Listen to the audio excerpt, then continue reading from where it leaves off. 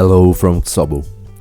This is my first video about the game I'm making, nothing more than the best first-person shooter of the century, made from scratch in C. Today we're gonna talk about the map environment I made for the game. It's a bit of a Minecraft clone, cause I'm using a 3D binary space voxel map made of axis-aligned cubes. Like you see, the current state of the graphics is just a basic one. I focus more on the map core system, that is composed by an initial culling that is based first on deleting completely surrounded cubes, which I mean that the player has no way to see them in any way.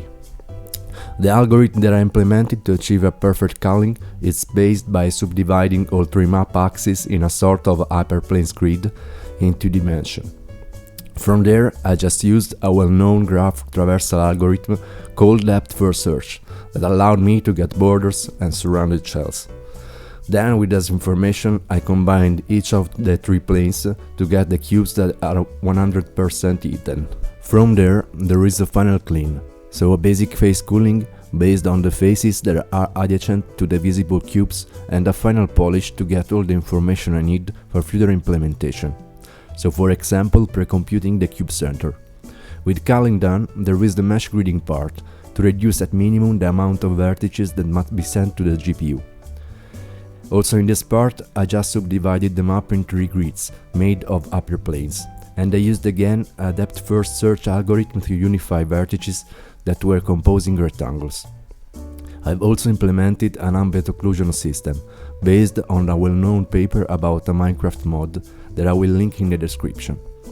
I tested the system multiple times, also edge cases like the checkerboard map, where gridding meshing become useless, but instead the culling system always works well.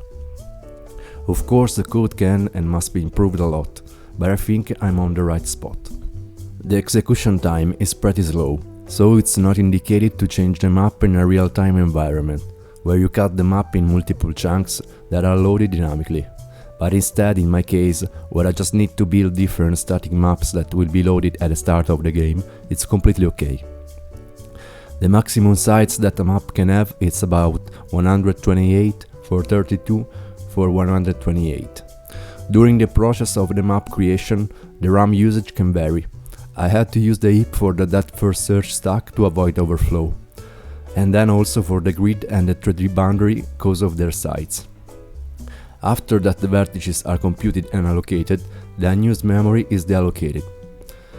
Instead, the structure regarding the cube informations is directly on the stack, and its size is more or less 60 megabytes. But when the code will be completely polished, then it can be a lot inferior. I decided to follow the axis-aligned cubes path, mainly because of its easy implementation and its interaction with the collision code. That will allow me to avoid overcomplicated math, to reduce a lot the computation time and overall weight on the CPU, which is a key point to ship the game on a middle-low-end hardware.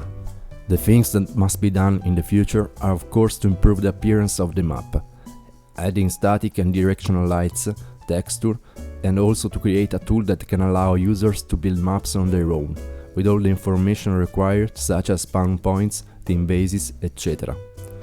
That being said, I hope you enjoyed my first video and please subscribe. Bye.